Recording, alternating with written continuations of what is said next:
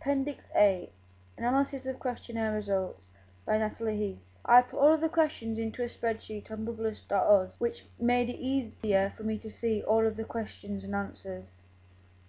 The first question I asked was, do you think I made the right decision on my masthead? What masthead do you prefer? Could you suggest any improvement? The graph shows you that out of 12 people, 11 people agree with my decision and one person preferred riot. With this in mind, I think I will go with my first option for my magazine. The second question that I asked was, Enemy is already a popular indie rock magazine which mostly appeals to the male audience. What do you think that I could do to make it appeal to more of a female audience? My audience said that the images on the front cover should appeal more to women.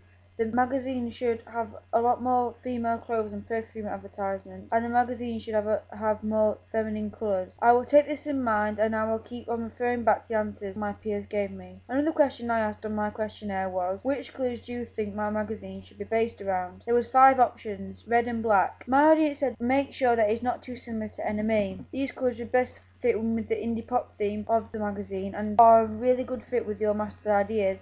The only thing is you must make sure that it's not too similar to Enemy. Blue and black is a very stereotypical colour according to Walt Whitman 1922, and does not fit in with the female market. Purple and black was another idea that I came up with. My audience said it suits your female audience well and is a really good mix for the magazine. The only downside is it won't fit in with your masthead colour ideas and can't really see it fitting in with the indie side of the magazine. Pink and black was the main no-no from my feedback which I got from my audience. These colours were said to be over-feminine for your magazine and are too girly for an indie pop magazine, as stereotypically, Walt Whitman 92, indie people are mainly into the typical reds and greens. The audience feedback was great for this, as it really gave me an idea of what my audience wanted and would look like for an indie pop magazine. When people voted for the colour scheme, 3/4 of people chose red and black and the other quarter pink and black or blue and black. This therefore shone out to me and gave me a clear indication of what I will use. I also asked what people prefer my main cover image to be, either being a group or a single artist. With it being a single artist,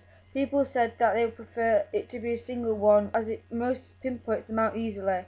Also, it is easy to photograph and organise. With it being a band, it was said to look good, as it would give the right balance of clothing on, and the angles you can take, the photographs are really good. With it being a band, the next question I asked was, what type of artist or band would you expect to be on the front cover of an indie pop magazine? From my feedback, people said the type of artists that they would expect to see in an indie pop magazine are people such as Birdie, Performance in the Machine, Noah the Whale, Ellie Goulding, and Paloma Faith. The type of bands that people expect to see are the Cooks, Wombats, Vaccines, One Night Only, The Killers, local bands, Mumford & Sons, The Smiths, and the Arctic Monkeys. I'll take a lot of thought into the type of people I want to put in my magazine and their image, as they have to fit in with the bill and appear to the mainstream audience. Do my adverts suit a female audience? The majority of my feedback was positive, as they said that a lot of the perfume is good, the colours were very girly, and I could add a bit more clothes onto it. Also, the festival ideas were good, but make sure in the pictures that there is a female enjoying her time. The graph shows that 11 people agree with my advertisements and 1 person didn't. I shall therefore use my advertisement initial ideas. How much shall I sell my magazine for? I had 5 different prices depending on how often the magazine was going to be sold. I based my price on a monthly magazine to get feedback from. People said that they would expect to pay between £2 to £3 for a monthly magazine. They said that £4 would be too expensive unless it included a gift, and people don't have that sort of disposable income, whereas people said that if the magazine was £1 to £2 they wouldn't expect much or anything good in the magazine, as it is way too cheap. Also, I need to think about my perspective on trying to make money on the magazine too. I think that I will go with my audience's idea of being £2, £1p, £3, so maybe £2.50 to make a good profit. Another question I asked was, would you like a magazine with lots of downloads in it? The only answers I got with this was yes. They would like it if it had downloads and also included new and upcoming bands / artists, that it will give viewers an insight of what is coming up. 10 people said that they like magazines with lots of downloads in it, and 2 people said no. I'll definitely be putting downloads into my magazine. How many small images would you like to be on the front cover? I had 6 options, from 0 images over 5 images.